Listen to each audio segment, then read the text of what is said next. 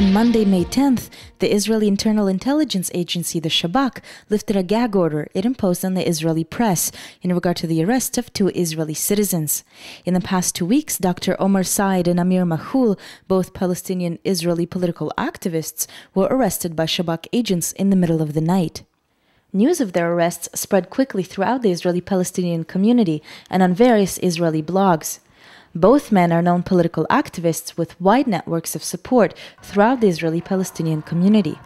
The same day, activists in the northern city of Haifa organized a protest to demonstrate against what they perceive is state silencing of political arrests.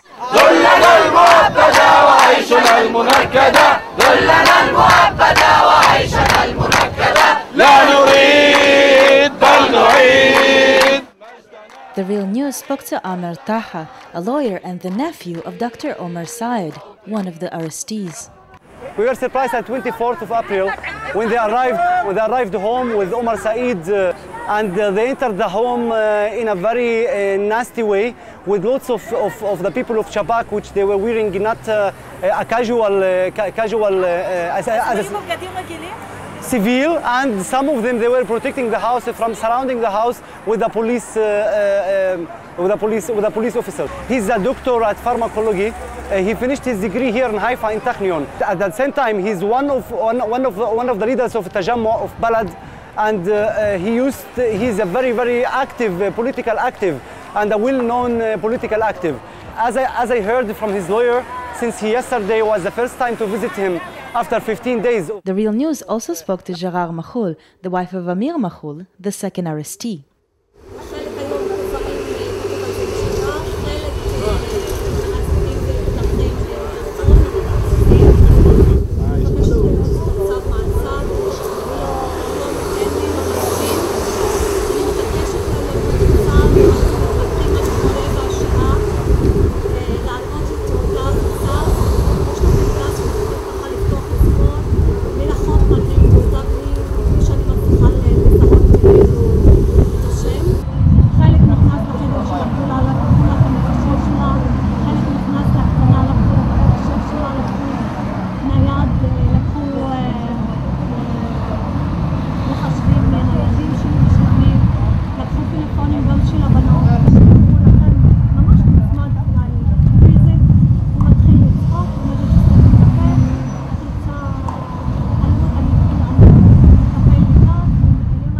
Though Amir Mahfouz was arrested on the 6th of May, a warrant for his arrest was issued on April 23rd, 2 weeks prior and a day after he was prevented from leaving the country on a business trip to Jordan. The reason the Shabak gave his lawyer for why he wasn't allowed to leave the country and why the arrestees weren't notified of the arrest warrants against them was that the warrants were issued as part of the emergency regulations and constitute a security concern. The Real News spoke to Abir Bakr, a lawyer with Adallah, which is a legal organization representing the arrestees. The gag order was issued on 22nd of April, and according to the police, this gag order is relevant to both Omar Said and Amir Mahfouz. And then we said, okay, you let Amir Mahfouz for 2 weeks to move freely, to talk to everybody without any restrictions. How come now, after you let him move freely, you come and arrest him and say he's very dangerous to the security of the state? Coming at 3 o'clock in the morning and invading the house, the purpose, we think that the purpose is to make the story here really to be shown and presented very dangerous, and to intimidate the family, to intimidate the Arabs also, to say, oh my God, what's going on? What did he do? While they could have really knock on the door and say, listen, we have an arrest warrant, you may come with us. Palestinian and Israeli activists and bloggers suggested Mahfouz was targeted because of his support for the boycott, divestment and sanctions campaign.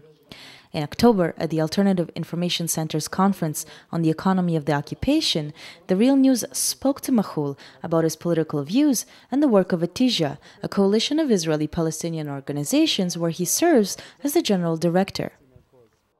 The Israeli policy in general, it's very strong and comprehensive policy. is how to ensure that the Palestinian leading figures and leading structures to be outside of the game. This is Israeli national security need. Because both men were arrested under emergency regulations, they weren't entitled to prisoners' rights, such as the right to counsel and certain basic conditions. When you say that these kinds of arrests happen for security reasons, what constitutes a security threat by Israeli definition? Oh my God. It is a very, very complicated question, okay? But on the other hand, it's very simple to answer. There is no clear classification what is security offenses. We face, like in many cases, this term and this classification is made in order to make the court give harsh sentences. On Monday, when the gag order on the Israeli press was lifted, Haaretz reported that the two men were accused of having connections to individuals connected to Hezbollah, a Lebanese political party which Israel defines as a terrorist organization.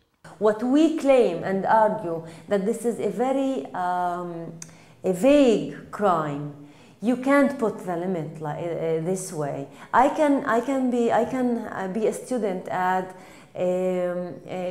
Amman University, and with me, my classmates there might be Lebanese, there might be Syrian. Everybody has his own political opinion and view, but I shouldn't cut and cancel my relationship with them because they belong to a party that Israel defines as terror organization, or they have political views against Israel. On Wednesday, the Israeli court at Petah Tikva will decide whether the secret evidence the Shabak collected on Dr. Omar Saed is sufficient to keep him in jail.